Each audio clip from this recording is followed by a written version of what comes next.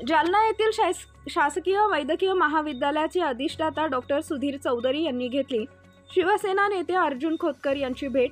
जालन्यात वैद्यकीय शासकीय महाविद्यालय सुरू होणार असल्याने सुधीर चौधरी यांनी मानले अर्जुन खोतकर यांचे आभार। जालना येथील शासकीय वैद्यकीय महाविद्यालयाचे अधिष्ठाता डॉक्टर सुधीर चौधरी यांनी दिनांक 1 ऑक्टोबर रोजी दुपारी 4 वाजेच्या दरम्यान शिवसेना नेते माजी मंत्री अर्जुन खोतकर यांची भेट घेतली आहे। जालना शहरातील भाग्यनगर येथील खोतकर यांच्या निवासस्थानी डॉक्टर सुधीर चौधरी यांनी खोतकर यांची भेट घेऊन त्यांचे आभार मानले। जालन्यात शासकीय वैद्यकीय महाविद्यालय मंजूर झाले असून याच शैक्षणिक वर्षापासून विद्यार्थ्यांना महाविद्यालयात प्रवेश देण्यात येणार आहे। जालना जिल्ह्यातील डॉक्टर होऊ इच्छिणाऱ्या विद्यार्थ्यांना जालन्यातच राहून त्यांचं स्वप्न साकार करता येणार आहे। यावर्षी 100 विद्यार्थ्यांना महाविद्यालयात प्रवेश देण्यात येणार असून त्याबद्दल जालना येथील शासकीय वैद्यकीय महाविद्यालयाचे अधिष्ठाता डॉक्टर सुधीर चौधरी यांनी शिवसेना नेते माजी मंत्री अर्जुन खोतकर यांचे आभार मानले।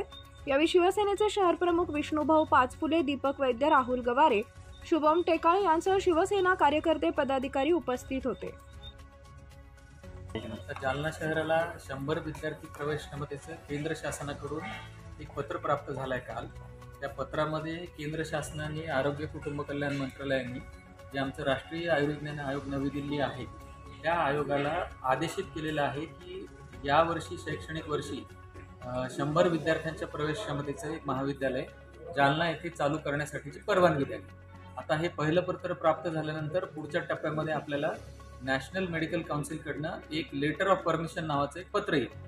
ते पत्र आल्यानंतर आपण प्रत्यक्ष प्रवेश प्रक्रियेमध्ये आपल्या कॉलेजचं नाव दिसेल, 100 विद्यार्थी संख्या दिसेल तिथं, आणि नीट काउन्सिलिंगचे जे सध्याचे राऊंड चालू आहेत तर साधारण 9 ऑक्टोबरला आपला 3रा राऊंड चालू होतो, ज्याच्यामध्ये राज्य शासनाच्या जवळपास 85 जागा आहेत।